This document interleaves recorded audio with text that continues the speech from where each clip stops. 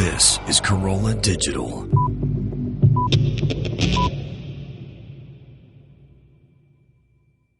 This is We the People. What is wrong with our country? I don't want to believe what you believe, and you can't make. I want to hear why it's bad to feel good. These two political gangs don't have your best interest in mind. Makes me proud to be an American. Makes me even smarter to be off the grid. Stay vigilant, people. Abraham, light up that joint. Welcome back to our second edition of We the People with Jesse Ventura.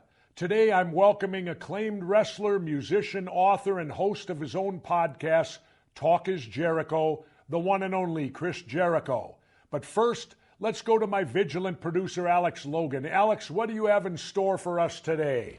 Well, Governor, before we get to the headlines, there are a few pundits who have offered their opinion on your court case, and I think your vigilant listeners will want to know what you have to say in response.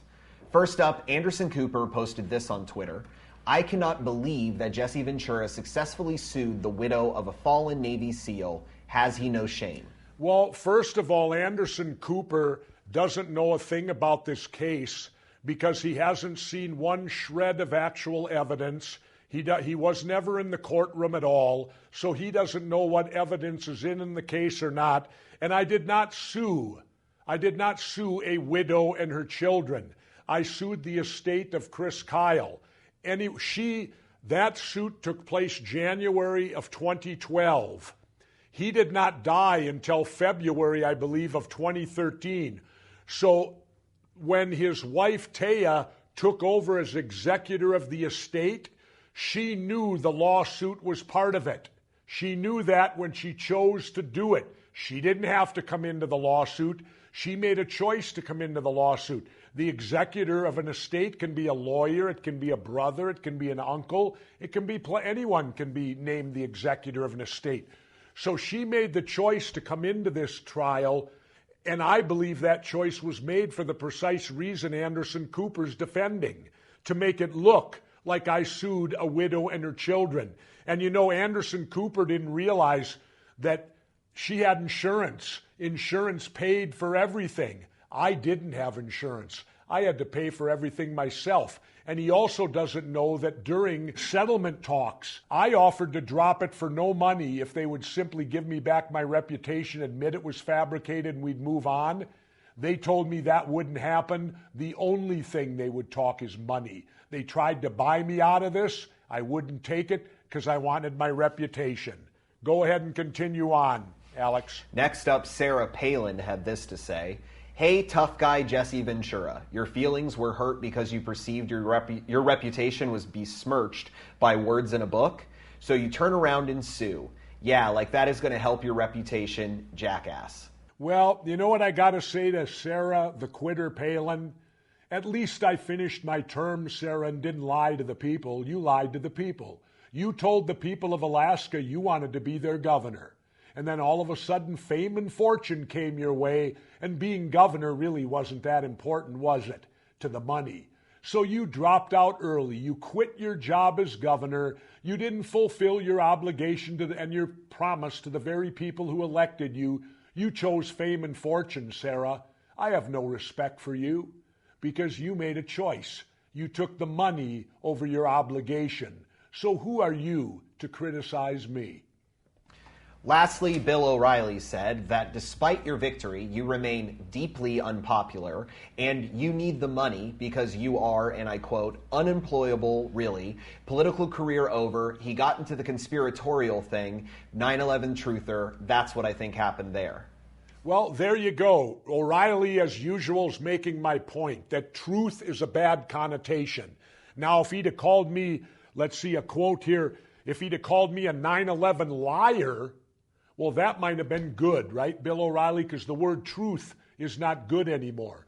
Let's talk about who employs Bill O'Reilly. News Corp owns Fox News, and they also own HarperCollins, the very people that published the book.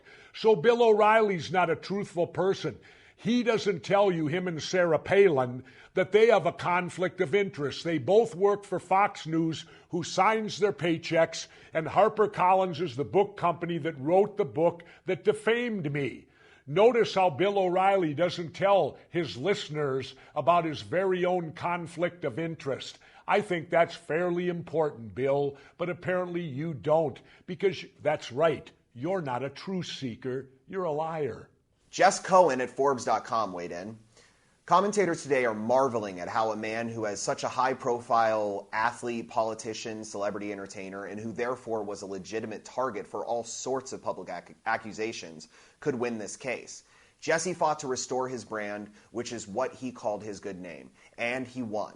No need to move to Mexico. The Ventura brand can stay all-American. Well, that's sure nice to hear that there's actually a pundit that looked at the case logically and responded to it accordingly. I am pleased with that response and from that particular pundit, because I think he's right on in what he's saying right there. Now, this next one is from the Tea Party News Network. It's summation written by Jennifer Burke. She writes, "Many are outraged that Ventura continued his lawsuit after Chris Kyle's death and are even more outraged at the size of the verdict. According to CBS News, Ventura feels no remorse for his actions. His targeting of a woman left widowed with 2 young children has drawn outrage." Well, see, there's your classic example. The lawsuit was filed before she was a widow. You notice they don't put that in there. The lawsuit was filed in January of 2012, and she was not a widow at that time. And read it back to me one more time. Many are outraged that Ventura continued his lawsuit after Chris Kyle's death and are even more outraged at the size of the verdict. Stop right there. The size of the verdict. I had nothing to do with that. That was the jury. That's the system. So they're outraged at the jury and the jury's decision. These people who did not hear one word of the case, they were not sitting there, they saw no evidence whatsoever, and yet they can make a statement that they're outraged at the size of the award, and then they finish it by taking it from this widow and her children who can't afford it. They've made $6 million off the book alone up to this point. It's going to a movie that Clint Eastwood's going to direct. So how many millions more will be made off the movie? And guess who propelled it to all that height? Jesse Ventura. He brought it into the limelight. The jury agreed. And when you look at the facts and you look at the case, you'll agree too. To all these people, I tell them, get the trial transcripts and read them before you talk about it. And I continue on this one. According to CBS News, Ventura feels no remorse for his actions. His targeting of a woman left widowed with 2 young children has drawn outrage. No remorse? I'm clearing my name. Seeking the truth, you should have to have remorse? As I said earlier, I guess there's a second set of laws in this country for widows. I guess a widow can profit from slander. A widow can profit from defamation. I don't believe it should be that way. I think the law is the law, and it should apply equally to everyone, and there shouldn't be exceptions made to that. Now for some social media questions and comments. Sure. Bruce Gordon on Facebook says, "The real point of this whole thing is that Chris is dead. The classy thing to do would have been to drop the lawsuit after he died." No, that's not the real point of it. The real point is the truth. How can the truth be bad? I think that shows mightily on our society. I had to clear my name, and the suit was filed before Mr. Kyle tragically died, unfortunately. But they would never, in the 2.5 years, do one thing to restore my reputation. The only way I could do that was go into court and have the court and the jury restore my reputation, and the jury did that. Here's one that we thought was a common misconception. Casey Clendenin on Facebook wrote, "Just lost all respect for Ventura. If the bar fight was such a big issue, why wait 8 years and a year after Chris Kyle was murdered just to sue his wife?" Well, see, there's the classic example of someone who doesn't know shit. I didn't even learn of this till January of 2012. That's hardly 8 years ago, and I couldn't refer back to 8 years ago because it never happened. Clear enough there, writer? Remember this, and this came out in trial. Even the publicist for the book and the statistics showed that when Kyle said that I was the person he punched out, prior to that, the book had sold 5,000. After he did that, the next day they ordered 100,000 be printed. So it went from 5,000 to 100,000 in 24 hours. This one is from Randy Cox on Facebook. Actually, Kyle told the truth. It was supported by many witnesses. The jury concluded that Ventura was defamed from the truth. Well, no, Kyle didn't tell the truth, and his witnesses didn't either. Here you got another example of somebody talking for witnesses who wasn't in the courtroom. Initially, he said he struck me out on the street, and I went down and hit my head on a curb and didn't get up. If you read the book, it was inside he hit me and tables and chairs flew. There were no 11 witnesses. All the witnesses had credibility gaps that were huge. The jury saw that. I produced 3 or 4 witnesses that were with me all night and said nothing happened. There was no altercation. There were photographs. There was so much evidence, it was overwhelming. There are plenty of supporters out there, like Deb Carlson on Facebook, who wrote in, how would all of you feel if it was you or a family member mentioned in some book with made-up stories or lies? If you have a moral compass and care about your family, you would want to fight back. Exactly. And that's all that I did. I did exactly what that writer said. Put yourself in a position where someone has told a major lie about you, got it published, it's all out there throughout the world, this lie. And your family has to see this lie and has to live with this lie. And you're given only one recourse. Go to court. Because the other side isn't going to admit it. They never did. Through this entire 2.5 years, they told me the only thing we'll talk about is money. And yet people tell me I'm wrong for seeking the truth. I don't think so. I can look into the mirror. Can you? My closing thoughts are this. I'll certainly be happy when this is gone and behind me, but I will continue to fight and defend myself even though I shouldn't have to. A jury has ruled, the system has worked, and people, you need to accept that. That's the society we live in. The truth prevailed, and the truth has set me free. Well, let's move on to those headlines, Governor. Yep. So we thought this story might be right in your wheelhouse. A Sky News Australia report this week stated that just one day before September 11, 2001, former President Bill Clinton told an audience that he could have had Osama bin Laden killed, but chose not to, because an attack could have endangered innocent women and children in Afghanistan. Well, when you first heard this story, were you shocked, Governor?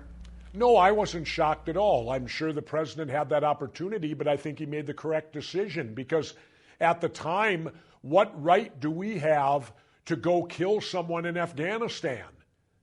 9/11 hadn't happened, so we just have the arbitrary right to go throughout the world, and if somebody we dislike or feel is a threat to us, we can just kill them? No trial, no indictment, no nothing. See, that's the problem, people. We have our own government not even following the system of law. And if your government is lawless and doesn't follow the system of law, then why should the rest of us? Notice, in my case, against Chris Kyle, I followed the system of law, didn't I? I did it the way it's supposed to be done, in court. How do you arbitrarily go out and kill people throughout the world without first charging them with a crime and convicting them? I think that's quite important. Well, Clinton spoke to businessmen in Australia and said, I nearly got him, and I could have killed him, but I would have had to destroy a little town called Kandahar in Afghanistan and kill 300 innocent women and children, and that I would have been no better than him, and so I didn't do it. Good for you, Bill Clinton. You held yourself to a higher esteem, as our president should, and you also didn't torture. Notice the road we went down after you left. We now torture, too, on orders from our president and vice president. And it doesn't seem to fall in line with our current administration's drone wars either. No, it doesn't. You know, these drone things, again, if we're not going to be a country that runs by the rule of law, then what do we stand for? You can't just follow the law when it's convenient. You have to also follow it when it's inconvenient. Bill O'Reilly, Bill O'Reilly and Sarah Palin and Anderson Cooper can verify that you have to follow the law even when you don't agree with it or it's inconvenient. Those three better take note of that. It's the law, and it works most of the time. Well, as the LA Times states, the latest news is more than just a sad footnote. There have been long complaints in some conservative quarters about Clinton's actions in failing to neutralize bin Laden. Reuters reports that the 9/11 Commission report recounts an episode in December 1998 where Clinton's administration considered a cruise missile strike to kill bin Laden, the Saudi Arabian founder of al-Qaeda, after learning he would be in Kandahar. The strike was not launched because of a fear that perhaps 300 other people could be killed or injured, the report says. Well it should be. We were not at war then.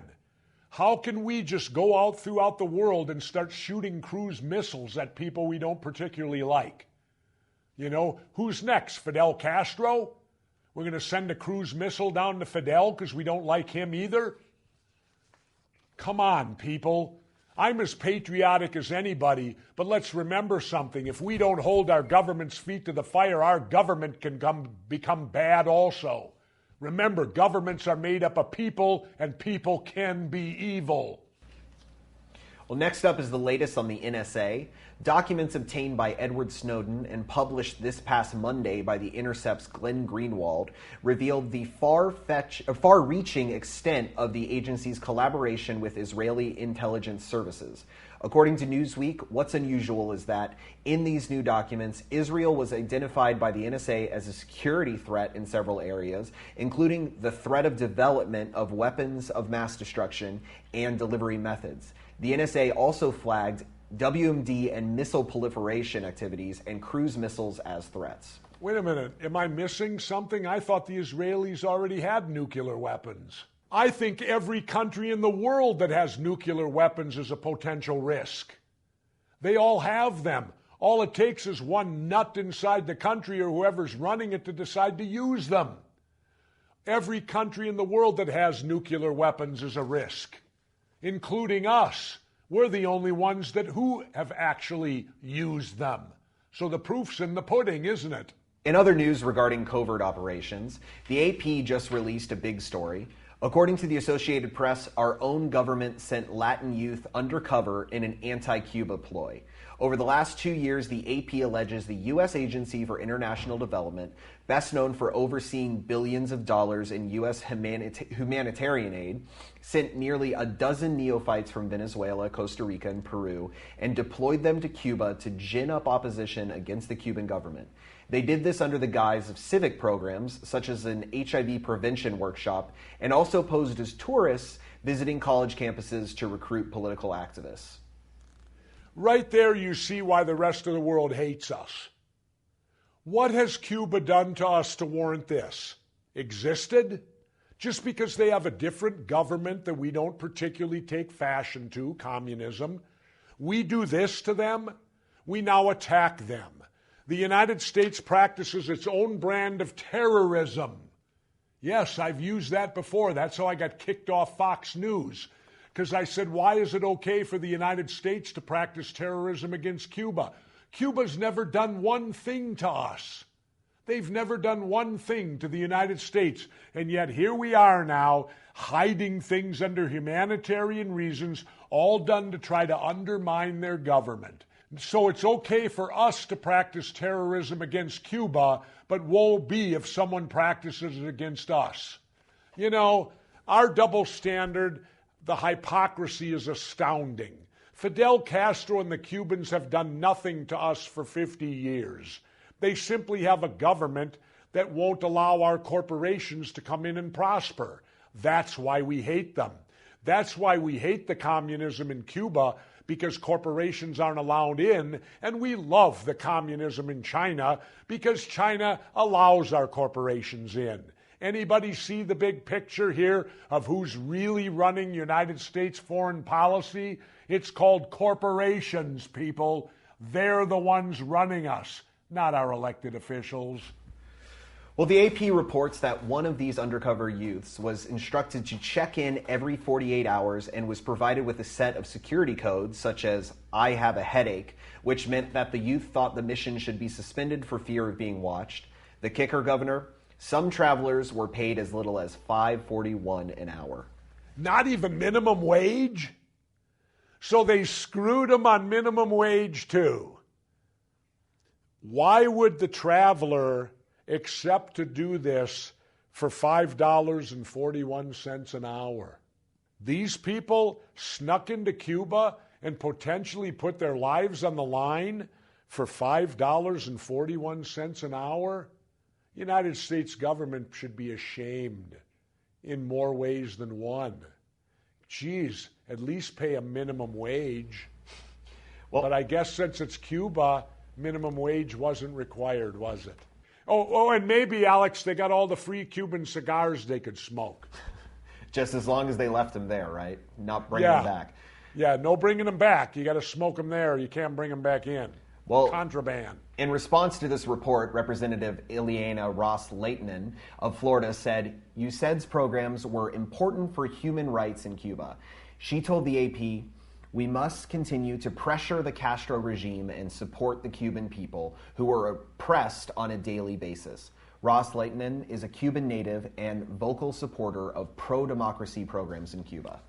And that's wonderful for her, but I think she ought to look into her own backyard first and start looking at the police state that we covered here on my show that's going on right inside our own country. That's our problem, people. All our elected officials are worried about what's going on in the rest of the world, and they're not even taking care of our own country. Democrats and Republicans don't care about you or our own country. They're more interested in the international corporate world than they are you. Let's go to the world of golf, because I know you love golf, Governor. It seems the future is uncertain for Tiger Woods. The former world #1 and 14-time major champion's pro golf career hangs in the balance of his own health. According to USA Today, Woods has had a left knee that has gone under the knife 4 times, a back that was operated on March 31st to alleviate pain caused by a pinched nerve, and battles with other assorted injuries, including his Achilles, neck, and elbow. That's a lot for an athlete to bear. Even someone like Tiger Woods, who was once thought of as an undefeatable in the world of golf. Governor, you're an avid golfer. Can Tiger Woods come back? He can. I'm not giving up on him. But let me state this. Everybody kind of laughs at golf because you really don't sweat or get dirty. And yet look at the list of injuries that Tiger Woods sustained there. He's as good an athlete as there is out there on the planet in any sport. And golf is a lot tougher than people think it is. Otherwise, why would he have surgery 4 times on his knee? Why would he have back surgery and all the other mishaps he's had to face? Because golf, believe it or not, is a tough and demanding sport, especially when you play it at Tiger's level. Look at the violence when Tiger swings and the torquing of his body. Those aren't necessarily natural movements, and he's paying the price for them, the same as all athletes do in the end. If you're going to be a pro athlete, you have to learn to understand that when you get 50 years old, you're going to pay the price for the fame, the fortune, and the stardom. So U.S. Captain Tom Watson says Woods' latest back injury doesn't bode well right now for Woods playing in the next month's Ryder Cup. His agent says Woods hasn't been ruled out of the PGA Championship, which he needs to win to make it into the Ryder Cup. So, Governor, is there hope for Tiger? Are you a Tiger fan? Absolutely, there's hope for Tiger Woods. He just had back surgery. Everyone's expecting miracles immediately, including himself. He needs to realize it may take a year or two. But I am a Tiger Woods fan, and I think he belongs on the Ryder Cup. How can you take the greatest golfer, or one of the top 3 greatest golfers in U.S. history, and leave him off the Ryder Cup? Let Tiger win or lose it on the golf course. Don't take it away from him unless he's too injured to play. If he's too injured to play, well, then naturally he shouldn't be a member of the Ryder Cup. But if you want ratings, which I know they do because that translates into money, Tiger Woods better be on that team or you're not going to get the ratings, and statistics prove that. How about your favorite golfer of all time? My favorite golfer of all time is probably Arnold Palmer, because of only for personal reasons. I've actually played 2 18-hole rounds with the King, and it was a pleasure to do so. He's a gentleman and a wonderful man, and only because I've played 2 complete rounds with Arnold Palmer would he rank as my favorite. Fantastic drink as well, the Arnold Oh, Palmer. yeah. Well, you've made it big when you have a drink in every clubhouse in America named after you. What would the Jesse Ventura be? My drink? Yeah. Today? Yeah. Mineral water. Mineral water. Not too exciting, Alex. So that's all for this week's headlines, but every Tuesday through Friday we tackle the tough stories on Aura TV's Off the Grid. Thank you. The good headlines, and I feel good having those national pundits ripping me. Because if those national pundits are ripping me, people like Anderson Cooper, Sarah Palin, Bill O'Reilly, and the conflict of interest people, then that tells me I'm doing it right. Because if they were complimenting me, I'd be doing it wrong. Now here's a few highlights from last week's shows on Aura TV. I want to thank Matt Taibbi for joining me. He is my man. Matt and I worked together on conspiracy theory, and he was the guy I'd go to, because if there's one guy that knows the criminals and the corruption of Wall Street, it's Matt. Because he wrote for Rolling Stone magazine, he exploited all that, and he is my encyclopedia on Wall Street, and I make no bones about it. Now, I never heard of this Holder memo until you brought it to light here, but dealing with this situation, is this an example of the corporate takeover of our government? I Absolutely. That way. Yeah, absolutely. This is Absolutely. With those decisions the Supreme Court has done, where corporations can now channel literally millions, almost billions of dollars to buy the Democrats and Republicans and the elected officials. So it's really the corporations taking control and taking over our country to where we citizens have no say-so anymore. Would that be accurate? I think it's incredibly accurate. I mean, I think the best example of that was last year. The Department of Justice was about to file a lawsuit against J.P. Morgan Chase. They actually announced a press conference where they were going to announce this sort of wide-ranging lawsuit for a number of different offenses, including mortgage fraud and manipulation of energy prices. And hours before the press conference, Jamie Dimon, the CEO of J.P. Morgan Chase, called up the number 3 official at the Justice Department and started to renegotiate, and he ended up paying $10 billion extra dollars, and the whole thing went away. Now, if you can imagine a drug dealer who's the target of a federal criminal investigation calling up a prosecutor and asking him to hold off, that would never happen in a regular criminal case, but that's exactly what happened in a case which turned out to be the biggest settlement in American history. Yeah, and what it would be the drug dealer, you'd allow the drug dealer to buy his way out of it, to just take the profits, a portion of his drug money, and then pay off and get scot-free, right? Essentially, that's what happened. I mean, Chase ended up doing a $13 billion settlement, again, which was at least 3 times bigger than the biggest settlement in history, which was the BP settlement prior to that. That was $4 billion. So this was $13 billion. And the original offer that they had on the table before they announced that press conference was $1 to $3 billion. So essentially, Chase, the CEO, calls up the Attorney General and offers $10 billion more dollars, and the whole thing goes away. An ordinary person cannot do this when they're faced with this kind of situation. For more Off the Grid, go to Aura.tv every Tuesday through Friday at 12 p.m. Pacific, 3 p.m. Eastern. Now, it's the time you've all been waiting for. He's an acclaimed wrestler, musician, actor, author, and host of his own podcast, Talk is Jericho. He's the first ever WWE Undisputed Champion, as well as the lead singer for the rock band Fozzy. Welcome, Chris Jericho, to the We the People podcast with Jesse Ventura. Chris, great to have you. Hey, Jess, thank you so much for having me, man. I appreciate that intro. That was it had a lot of accolades in there. That's very cool. Well, not to make fun, Chris, but it sounded like I was introducing myself. It's funny because you are definitely one of the guys that kind of paved the way for not being just put in the wrestling box, which a lot of people outside of the business, especially in Hollywood, etc., actually anything will always try and limit if you're a wrestler, you can't do anything else. But you're one of the first guys that proved that wasn't the case, and I've definitely picked up where you left off as far as not having any inhibitions to trying different things and succeeding in different things outside of the wrestling world, for sure. Yeah, one of the things I ran into when I started dabbling in Hollywood, because I was a wrestler, they used to make me do my own stunts. Yeah, right. Well, because you do it all the time. Why not? Right? Yeah, because we're qualified. And, Chris, the only reason it stopped, I went to my agent and I said, hey, wait a minute. I want to get stunt pay like stuntmen do. They get extra money if they do this. If I'm doing it, I want to get the stunt adjustment also. And that's what it took to get me to stop having to do stunts. I don't know if you remember. You remember when Roddy Piper and I did that TV pilot? Mm-hmm.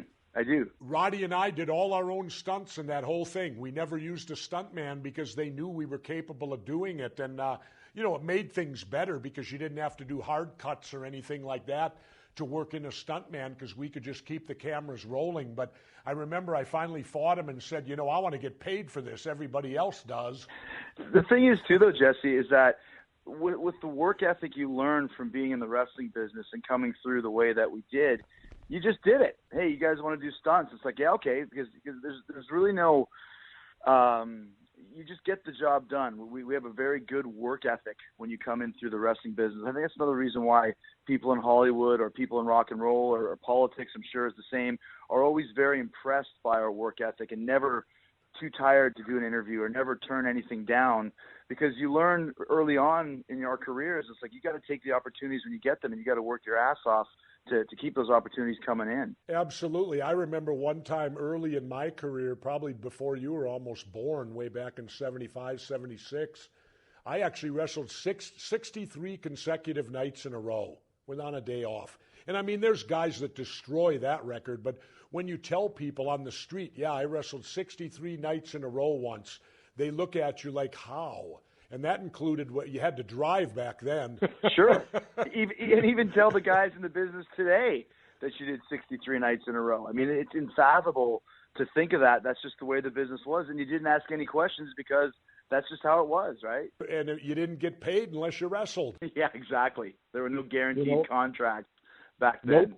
Nope. Yep, not at all. Now, how old are you now, Chris? I'm 43. Oh, so I'm 63, so you're 20 years younger than me. Yeah. Let me ask you this. This is a podcast. We're having fun talking. What's the biggest misconception about Chris Jericho, the wrestler? What do you think the biggest misconception about you is? I think if you're talking, and I know you can totally understand where I'm coming from when I say this. I think the biggest misconception, especially a couple years ago, when I really was dropped into my heel character, and you'll know what I'm talking about, because when I played a heel, I really used acting techniques that I learned in Hollywood, dropping in, almost method acting where you're really believing what you're doing, and became kind of the most hated guy in the business, to whereas people thought that was really me, because wrestling's a different type of entertainment. It's unlike any other. It's half show business, it's half real, it's half drama, it's half sports, it's half Shakespearean morality play, it's half stunt show. So people aren't sure when you're playing a character and when you're not. And I still get people to this day that come up to me or say hi to me or whatever and go, wow, I thought you were going to be a real jerk. I thought you were going to be a real ass because, you're so bad on TV. And I would always say, Anthony Hopkins doesn't walk down the street in a straitjacket eating people's livers with a fine Chianti. When he played Hannibal Lecter, it was just a part. He wasn't really that guy, but people sometimes still have a problem figuring out the difference between what's real and what's a show. Yeah, I love to refer to wrestling as ballet with violence. Yeah. Because the performers, the wrestlers themselves are tremendous athletes. There's no doubt about it. They're very, very athletic, especially even more so today. And yes, some of it's choreographed. Well, so is ballet. The difference is we're ballet with violence. I actually even was just on my podcast, I was just sitting around one day and just thinking to myself, if you really boil it down, wrestling technically could be an Olympic sport. And here's why I say this. If you look at figure skating, or if you look at synchronized swimming, or if you look at gymnastics, it's all a routine, a choreographed routine between two people or one person, or sometimes even three or four people, that's judged by, it's scored by judges. So if you boil down pro wrestling, what it really is, you and I could go and represent, Team America, put on a match, have the judges score our match, and award, the American team, the Canadian team, the German team, the Russian team, and the American team wins the goal. They get the best score. Wrestling falls into that category the same way that gymnastics or figure skating does, because it is an athletic routine. It's a choreographed routine. Now, there's also a lot of improv in there, a lot of just calling it on the fly. But the basic essence of it is it's an athletic routine, like I said, just like figure skating or gymnastics would be. And I think wrestling sometimes gets a little bit undermined because, it's fake. I mean, there's nothing fake about it. Obviously, it's a show, but so are so many other sports that we were talking about that actually are legitimate gold medal winning contests. Chris, that's amazing because even I've never even thought of that, and it makes perfect sense when you think of the Olympics and many of the events that are totally subjective. They're not objective, they're subjective. Sure. It's like diving. I'm a former swimmer, and we used to always say, well, in swimming, you know who wins because it's who has the fastest time. There's no doubt there. When Michael Phelps wins, he had the fastest time. But when you shift to diving, that's all subjective. That's judges watching a diver do a routine and, enter the water with the least amount of splash and all these other variables that they have to do well. But that's a great point. I never thought of that. Pro wrestling is an Olympic sport. That would be truly amazing. That would be amazing, but I could see where you could legitimately do it. Well, yeah, like I said, you could get countries, even the way that, like basketball now has kind of dream teams. All the best players in the NBA will join the American Olympic team or hockey. You could do that in wrestling. Let's say, okay, Canada, you get, Chris Jericho and Edge, let's say. In America, you take, I don't know, John Cena and Randy Orton, and you get the Russian team and you get the English team and put together the best team of guys on one-on-one and have them do their routine, have them do their match, false finishes, the whole thing. And when it's done, you grade it. Wow, that was an 8, that was a 10, that was 5.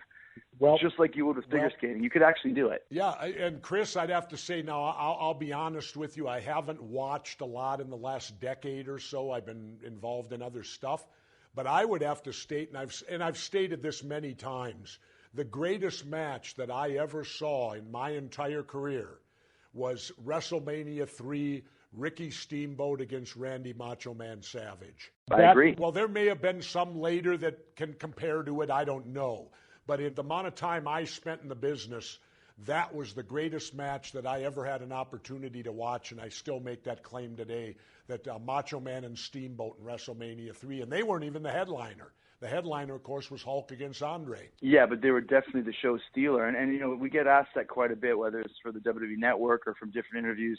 What's your favorite match, of all time? And you could say this one, that one, but to me, that still is one that always comes to mind is the Savage and Steamboat. And especially, as a kid, I was probably 15 or 14, and I was a huge Steamboat fan.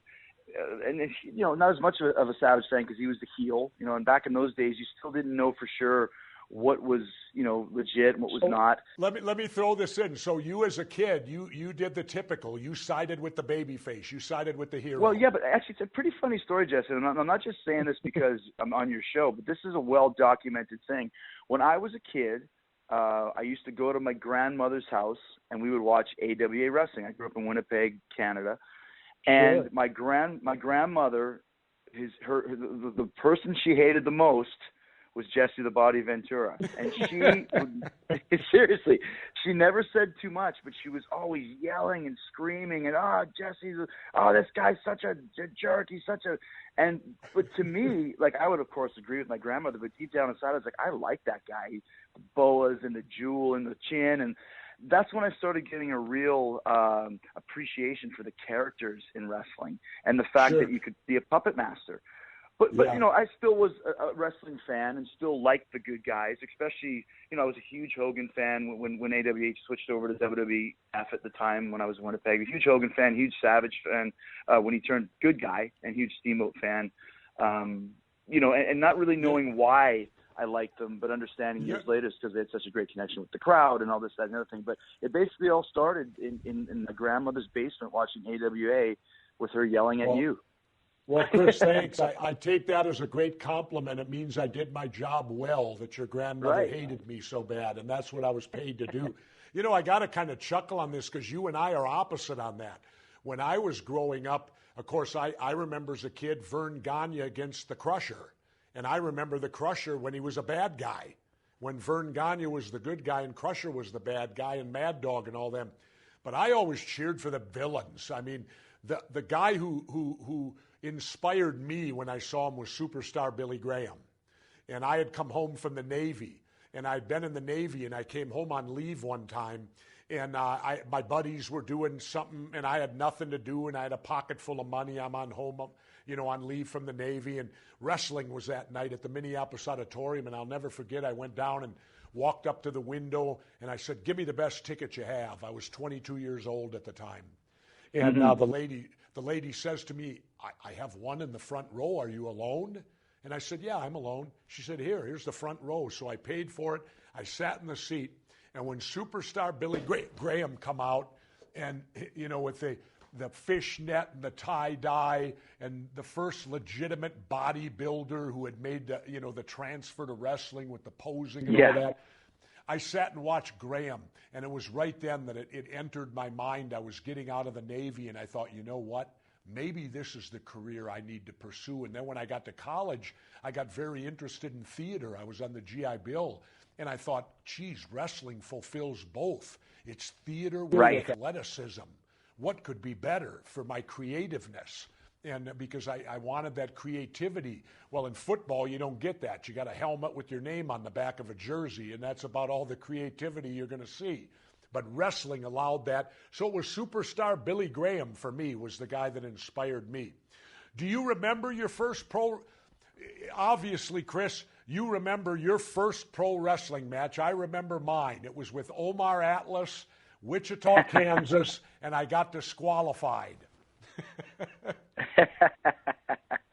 Yeah, my first one was in Ponoka, Alberta, about 2 hours outside of Calgary, against Lance Storm. It was in the Ponoka Moose Hall, and it was a 10-minute Broadway, 10-minute draw.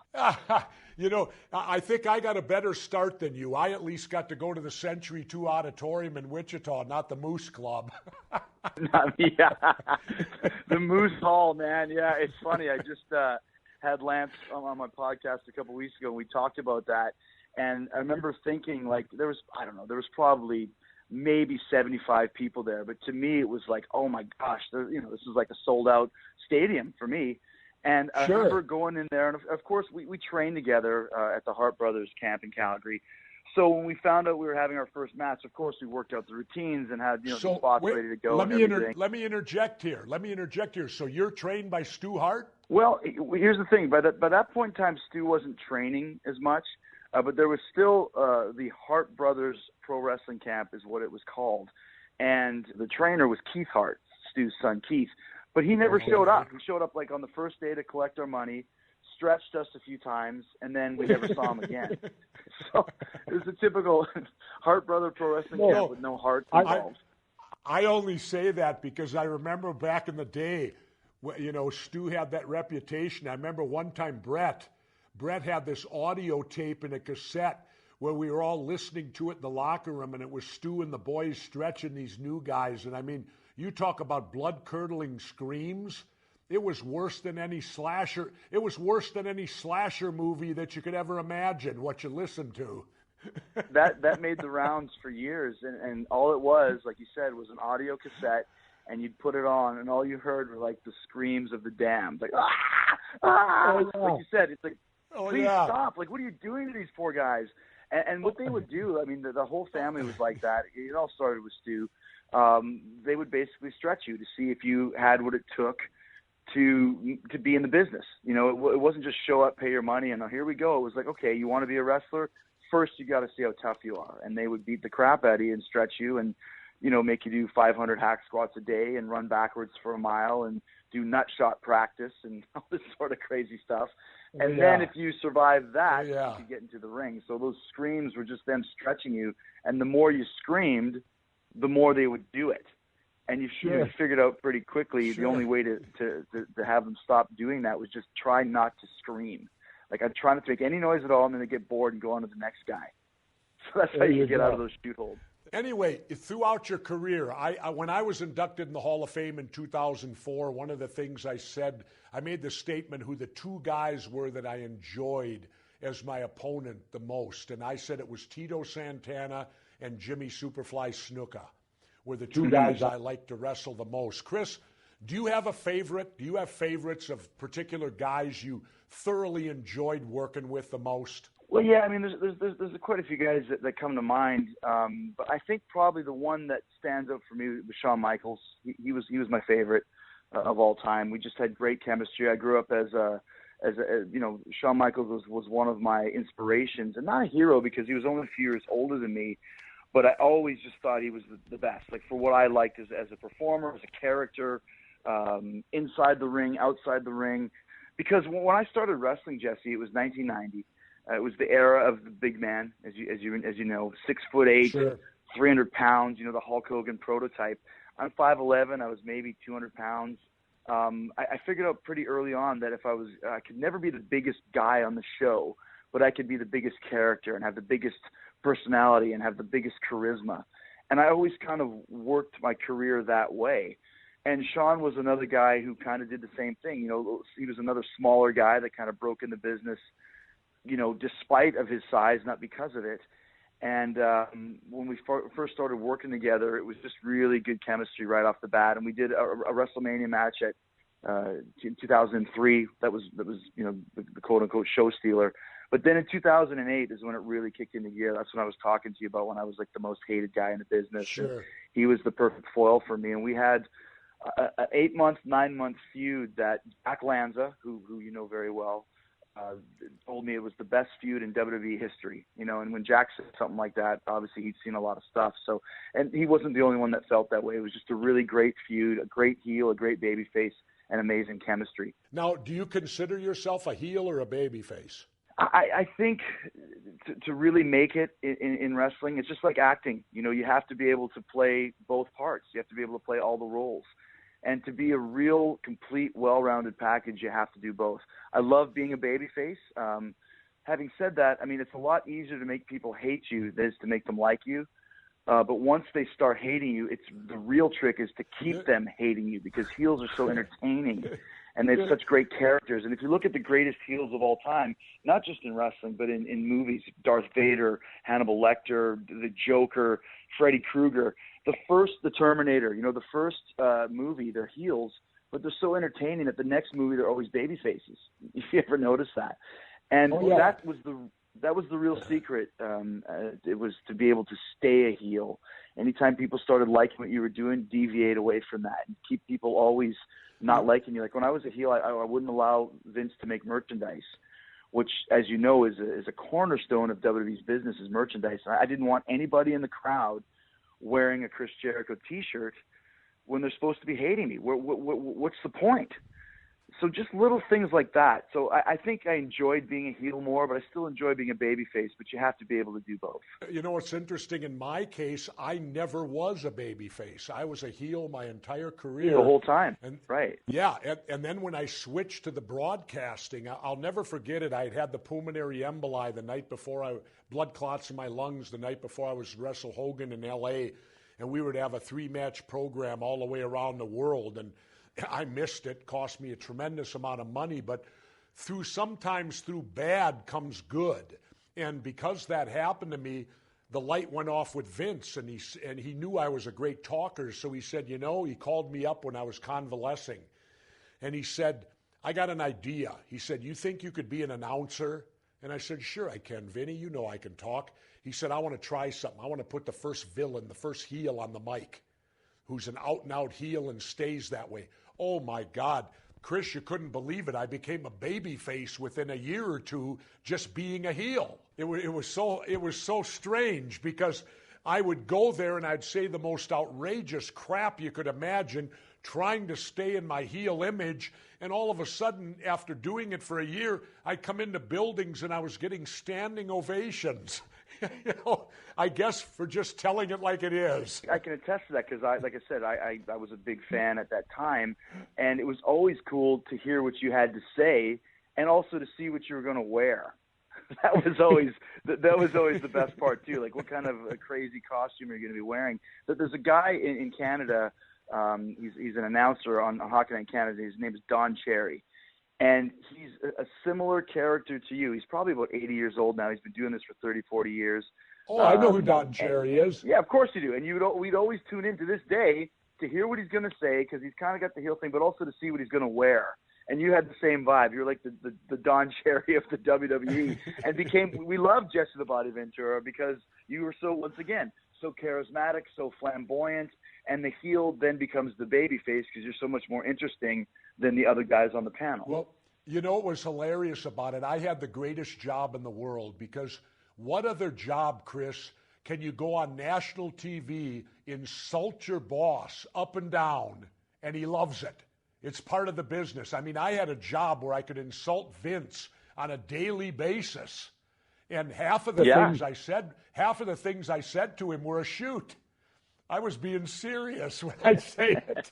And, they couldn't distinguish between when I'm giving him a line of crap or whether I'm being legit with Vince. I remember I came back to do a read thing of old times when he brought me back, and the two of us got on the mic together, and Vince kept bragging about how he was a billionaire now. I'm a billionaire.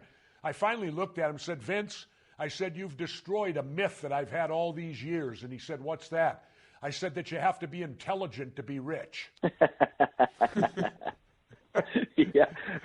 And then fast forward 15 years, and one of the biggest things that I did when I started the Y2J character was insult his daughter Stephanie, who was then the on-air girl, and used to come up with just the most horrible, brutal insults about her being a slut and a whore. And, I would come up with these lines like, I'd say to Vince, okay, I'm going to say to Stephanie, Hunter would say something like, don't insult my little flower. And I'd say, well, Stephanie lost her flower a long time ago. And Vince would go, okay, you can say that, but just make sure you pause so the crowd reacts accordingly and give them a chance to cheer. So this is Vince talking about his daughter. Yeah, you can say she's a slut and she lost her virginity when she was 15, but just make sure the crowd gets a chance to pop before you move on. Oh, the one thing about Vince, only in wrestling. Hey, the one thing I give Vince credit for, there is nothing off the table when it comes to making money. Nothing is off the table. I mean, Vince is rule, and he said it to me, I'll never ask you to do anything that I wouldn't do. And you would see that. I mean, Vince would anything. He would fall off the side of a cage. He would get sprayed in the face with, stimulated feces or whatever it would be. He never had any, and still doesn't this day, have any type of inhibitions as to what you could do or say to him. So when the time came for you to do something along the same lines, you pretty much had to do it because you knew that Vince would do it. And that's kind of the rule that he has. And it's the same to this day. You're touring rock and roll now, right? Yeah. I mean, going back to what you were talking about when you were watching wrestling and you were talking about football and how it doesn't have much of an identity. I always loved wrestling because it had a rock and roll element to it. And when I was a kid, I wanted to be in a rock band and I wanted to be a wrestler. Those are my two dreams. And had everybody in the world tell me I could never do either one of them, and just didn't listen to people that told me I couldn't do something because I knew that I had a passion for it. I knew that I wanted to do it. So, I started playing in bands when I was 12 and continued to play in bands even when I started wrestling when I was 19, and started Fozzy back in about 2000. And it's been going really, really great over the last couple of years, man. It's been a real worldwide thing. Fozzy's not named after Ozzy, is it? No, it started out, we were a cover band called Fozzy Osbourne, just playing, cover songs. And it was just kind of a fun thing to do. And because of who was in the band, Chris Jericho and the guys I was playing with had some notoriety on their own, we got a record deal right off the bat just because of who was in the band. And that's when we just kind of dropped the Osbourne and kept Fozzy, which kind of was a weird name, but now it's like, it's the best name in the world because people love to chant it. Fozzy, Fozzy. So it's like, no matter what happens, people chant that name after every song. So it ended up being kind of a smart idea after all. Well, that's wonderful. So do you anticipate, will you come back to wrestling again? Well, I mean, my schedule now, Jesse, is just based around whatever Fozzy's schedule is. We've been doing a lot of touring over the last 4 or 5 years around the world. Like I said, I think our last tour was 17 different countries. And so I still come back to the WWE from time to time when we're off the road with Fozzy, but only for short bursts, maybe 3 months, 4 months, something along those lines. Because, like we talked about earlier, you have to diversify yourself. You have to branch out. And I've been lucky that I've had a lot of different opportunities to do things outside of the business. I still love wrestling, but I also love doing these other things too. And I don't want to be wrestling when I'm, having to rely on wrestling for the rest of my life and worried about, if Vince wakes up one day and doesn't like me or fires me or whatever. It's good to have other things going on, and especially, when you're talking about, like I said, I've been playing music my whole life, and now the band is doing as good as we are. So I'll come back from time to time, but I think my days as a full-time wrestler are pretty much over at this point. Well, you're getting to the age where you ought to think about ending it too, because a lot of guys hang on for that year or 2 or 3 more, and it can be devastating on your body. I mean, I retired just before I turned 40. I think I was 39. I don't regret it a bit. I do not regret it a bit, because when I look back today and I see some of the guys that stayed those extra 5 or 6 years, oh, do they pay a price with their body when you get 55 or 60? And people need to understand, and Chris, I'll tell this too, and I'm sure you're aware of it. Life doesn't end when you leave wrestling. You know, in many ways, life begins when you leave wrestling again. You know, it's a new beginning, and there's still a whole lot of life to do out there, and you don't want to be crippled up because you decided to stay inside that ring 5 years longer than you should have. Well, yeah, you're right about that. And another thing, too, is that, I mean, I've always considered wrestling, I call it show business boot camp. When you come up, you know, we talked earlier about the work ethic you have in the wrestling business, but also all of the different elements that are involved in being a legitimate main event, you know, superstar in the business. You know, you got to know how to do drama, comedy, in front of a live audience, backstage, pre-tape, you know, working on the fly, you know, politics, behind the scenes, in front of the scenes. I mean, there's so many things that you learn that you can use in acting or politics or music or, you know, podcasting or wherever it may be, being in front of a camera, knowing how to talk. I mean, it's opens you wide open. I've hosted a couple game shows now, which I never thought I would do, but why not? I mean, wrestling lends itself to that. So there's a lot of opportunities that are available if you have the aptitude, because of all the stuff we've learned in the business that helps you sharpen a lot of those communication skills, a lot of those show business skills. So that's another reason why, I mean, my schedule is always packed with different things, because I get a lot of, opportunities. And I attribute a lot of those things that I've learned from directly from the wrestling business, for sure. Let me ask you this. I haven't kept up with it, as I said, within the last decade. My son knows a whole lot more of what's going on than me, but I understand recently that Vince laid off 11 of his superstars. How did that affect the mood backstage? He fired 11 guys? That happens from time to time. I'm sure it happened back when you were working too. You know, just like in the old territory days, sometimes guys come in and their run is over.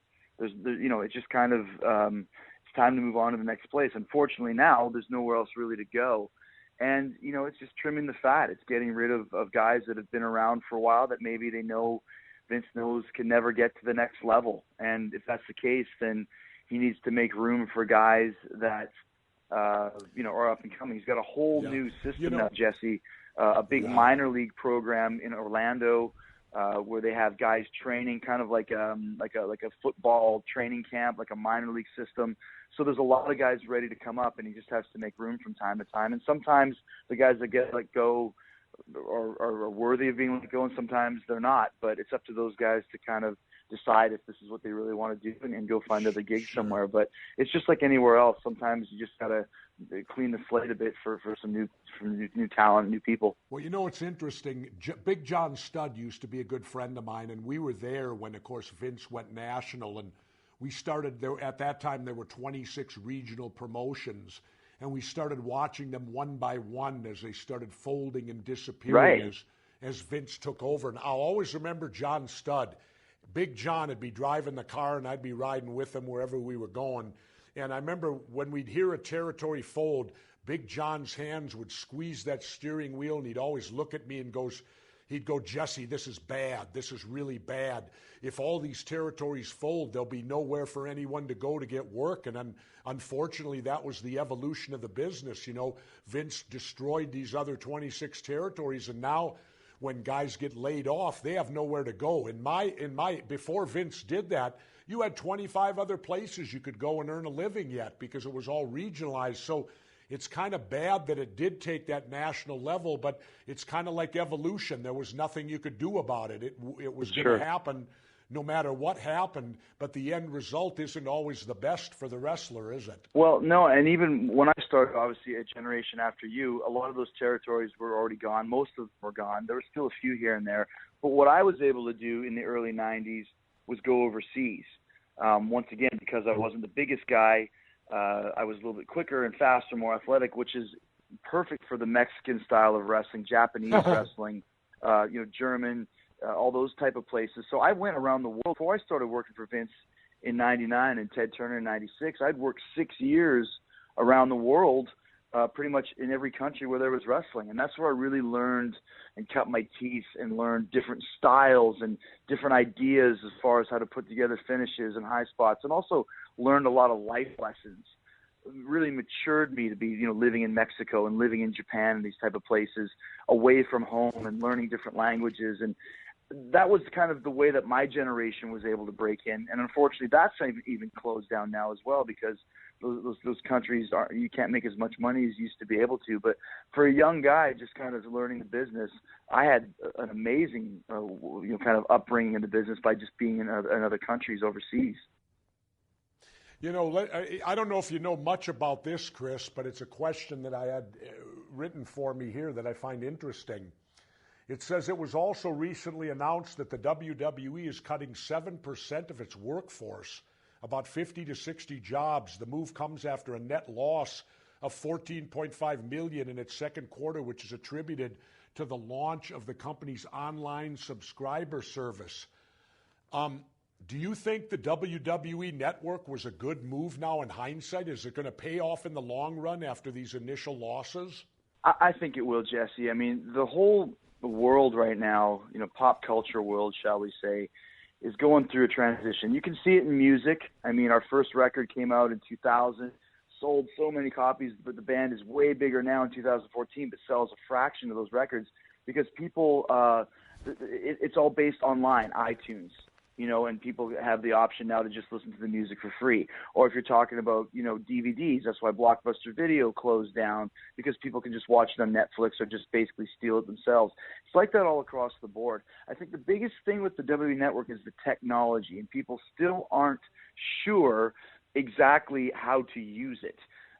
I know that if my dad is going to talk about the WWE Network, or let's say there was an NHL Network or NFL Network, I don't think he would get it because it's technology that he doesn't quite understand, even though it's probably pretty easy to figure out.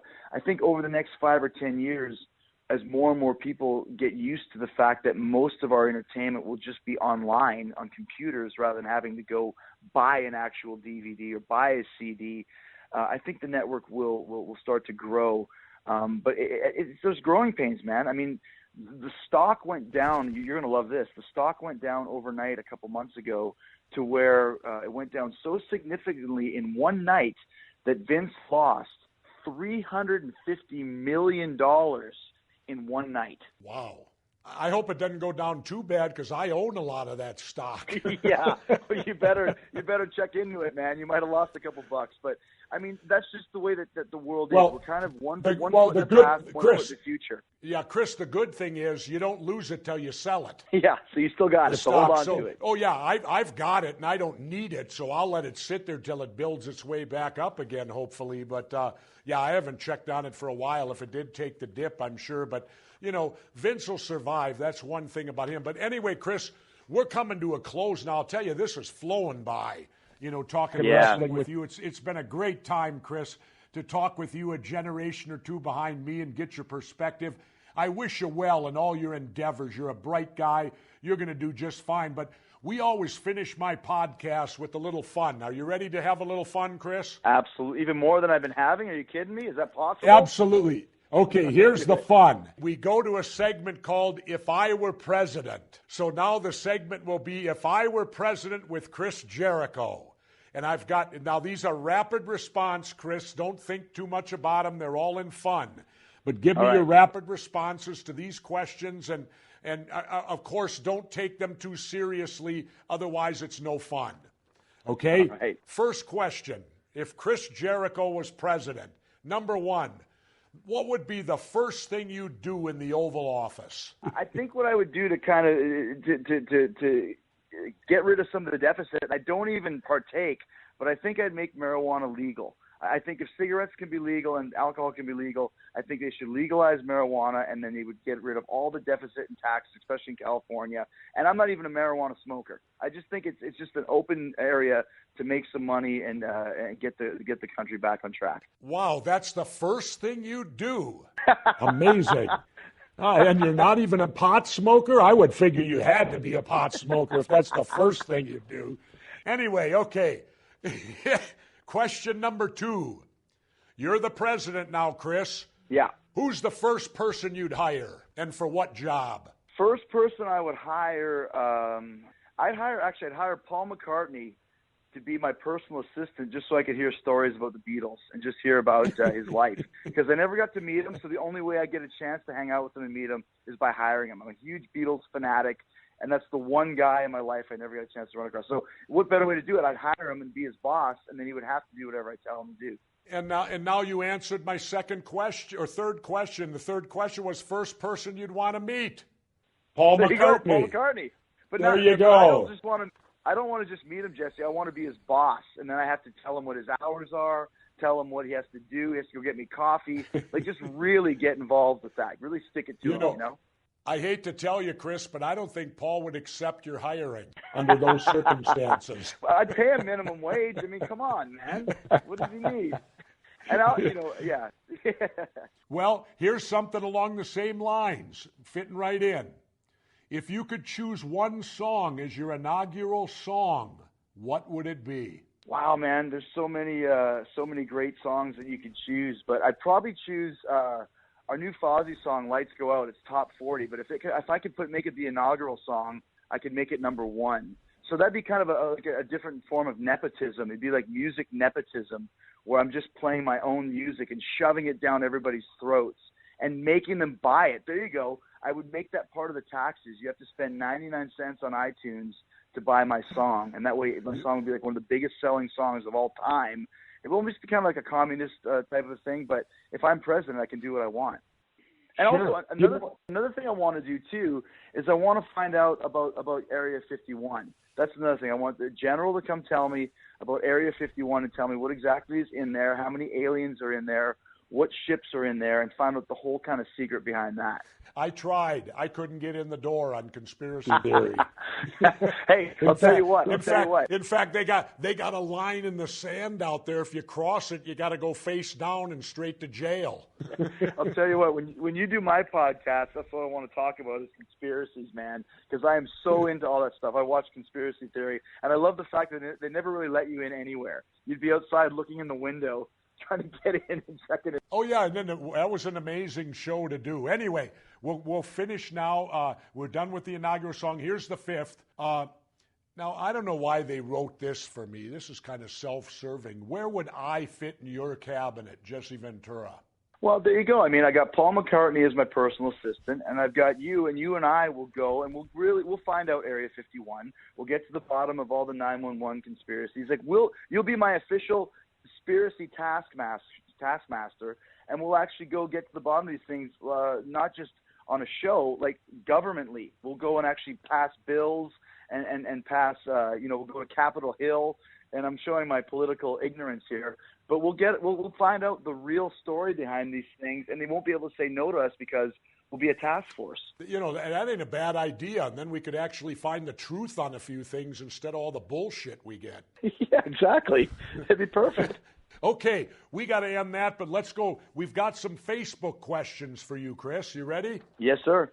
Okay, this is from Chris Murphy. He asks, which politician would you quote Walls of Jericho first? Well, I mean, I try and stay out of politics. I'm from Canada, where politics is a lot different. I'm not even too sure who the Prime Minister of Canada is right now, which is so ridiculous. But I'm not a big fan of the whole Obamacare thing. It's kind of really bothering me. So I'd probably put him in the Walls of Jericho just about the Obamacare, because I know what it's like from growing up in Canada, and it's not the be-all, end-all that some people think it is. It's probably good in some ways, but overall, it kind of takes away a lot of options for a lot of people too. So that's that. Obama, I'll give it to him just for the heck of it too. Okay, Ryan There's Steinberg. Jericho challenges Obama right there. There you go. Ryan Steinberg wants to know, if you were chosen to depict a Marvel or DC character in a comic book movie, who would you choose to portray? Which Marvel or DC comic book character would you like to be, Chris? I'm gonna go with Aquaman. Aquaman doesn't get a lot of respect. And whenever I tell people, like when I was a kid, I thought Aquaman was the best. I just loved he could swim, he could talk to sharks, he could get whales to like do stuff for him. And everyone thinks Aquaman's the worst superhero, but I love Aquaman. He's got blonde hair. I've got blonde hair. He's a strapping guy. I'm a strapping guy. So I think I want to do the Aquaman blockbuster film starring Chris Jericho as the Master of the Sea. Okay. Jeremy Kimball asks, if he could front one legendary band, whom would it be and why? I think you already answered that. Well, yeah, I don't think I could front the Beatles. It's not. I mean, that's a whole different world. If James Hetfield from Metallica was sick one night and couldn't sing, I could replace him for one night just to say I was the singer of Metallica. But I don't play guitar, so I'd have to have him still play guitar. So if he had a sore throat but he could still play guitar, then I would sing and do one night with Metallica and Jericho. Okay, Jeremy Krotz asks, will he let Jesse sing backup live in a concert? Would you let me sing with you? I've seen you on, I think it was A Land of a Thousand Dances, and your vocals were less than stellar. So if you take a few lessons, then you can come join backups. If not, wait a minute. Now, wait a minute, Chris. I played drums with Carlos Santana on Supernatural. That's right. So there you go. You can play drums. And it doesn't end there. I sang a duet with Warren Zevon at my inauguration. Wow. Okay, now here's something. My best friend now is obsessed with Warren Zevon. So I'm going to tell him that you sang with Zevon at your inauguration. What song did you do? Oh, well, of course we did Werewolves of London. I want to do Roland the Headless Thompson Gunner. That's my favorite. But we ended up doing Werewolves of London. My friend anyway, flip out. Yeah. Okay. Rick Dixon wants to know, Canada or America, United States, which is home? Well, I mean, I live in America, but, I'm always Canadian. You grow up in Canada, and that's you never grow out of that. So I'm Canadian, man. I consider myself Canadian. I'm a proud Canadian, but, I love living in the States, though. Chris, can I hear you say A once? What are you talking about, eh? What's going on, Jesse? When are you coming back to Winnipeg, eh? Polo Park Inn. I used to use that whenever I'd wrestle in Toronto. I'd say, what's the matter with these Canadians? They've never learned the alphabet. No matter what you say to them, they answer with A, never B, C, or D. Just A. Anyway, David Breland asks, how do you feel about a gay character in the WWE? I think we had a couple of them over the years. Some of them actually shoot gay characters. So yeah, it doesn't bother me at all. I think in this day and age, I mean, what's the big deal, Exactly. Let's move quick here. Bino Stein asks Chris, can you understand CM Punk's decision to leave WWE the way he did? Well, I mean, I understand what it's like to be burned out on wrestling. I mean, that's one of the reasons why I've left quite a few times. The only thing is I didn't leave in the middle of my contract. I believe in finishing my contracts and finishing my commitments. He didn't feel the same way. So, I mean, but who knows? You can't, whatever is going on in his head, if he wasn't happy, that's the bottom line, and you got to make a change in your life. And he did that. So, he did what he had to do to stay sane. And anybody that's been on the road for a long period of time knows it's crazy being on the road. And sometimes you just need a break. Yep. Finally, we get a political one. You ready for this, Chris? Uh-oh. Jacob Steinbrook wants to know, do you sense a strong libertarian vibe among past and current WWE superstars, with guys like Kane and Val Venus being so openly libertarian? Is that a common sentiment among pro wrestlers? Once again, man, I am the least political guy. I will say this, though. I learned a lot about Ron Paul from Val Venus and Kane. Kane is actually, I think he campaigns for Ron Paul every year. So Kane's 6'10", 350 pounds. So whoever he wants to campaign for, then I am for by proxy. So go Ron Paul, go libertarian, and just don't beat me up, Kane. Okay. Chris, I want to thank you very much for being part of my second podcast in history. It's truly been a pleasure to get your perspective. You're a very talented guy. I wish you well. Good luck in your careers outside of wrestling, and good luck if you decide to go back to it, okay? Thank you so much, Jesse. I appreciate it. It's been an honor to be on your show. Thanks a lot. Thank you, and I'd love to do yours sometime, so get in touch with my people, and I'll be happy to do your podcast, too, if you'd like me to. I'd love to, man. We're working on it now, so I'm sure I'll be talking to you soon. Okay, very good. There's our thank you to Chris Jericho, one of the most talented WWE performers in history who not only performed in the WWE, but has gone above and beyond. I love that when I see wrestlers who can grow beyond wrestling and continue to perform at a high level. That's it for today. I want to thank again my guest, Chris Jericho, for joining me on the second edition of We the People podcast. Listen to us both on iTunes, and as always, with all my listeners, stay vigilant out there.